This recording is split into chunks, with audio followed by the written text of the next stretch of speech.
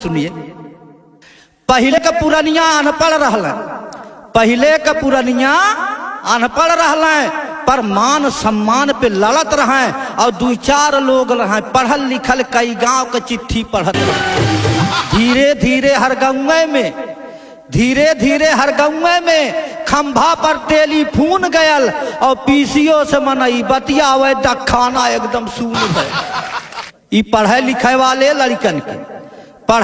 वाले लड़कन के नईकी स्टाइल खाए गईल और बेटवा बाप महतारी घर में वीडियो मोबाइल पाए गई।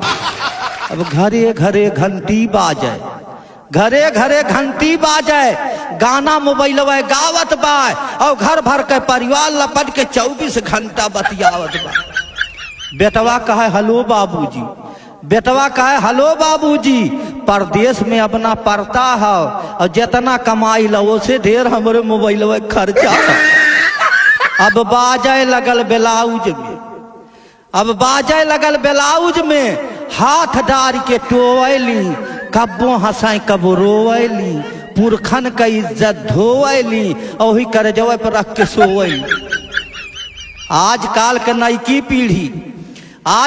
नईकी पीढ़ी हमहन का समझा गुरु हो गई और यहर मोबाइल प्रेम कहानी शुरू हो गई।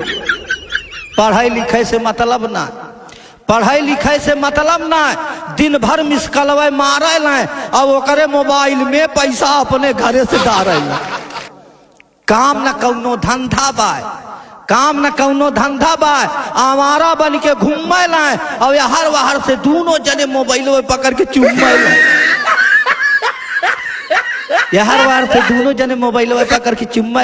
तो नक्सलवाद आतंकवाद के तुरंत मोबाइल खबर देत बा। लूट छिनैती और डकैती यही मोबाइल से मर्डर होत बा। तो भूतकाल, भविष्य काल, वर्तमान काल के ख्याल करा और गलत मोबाइल आपन मत गुलाब इस्तेमाल करा। जय भारत।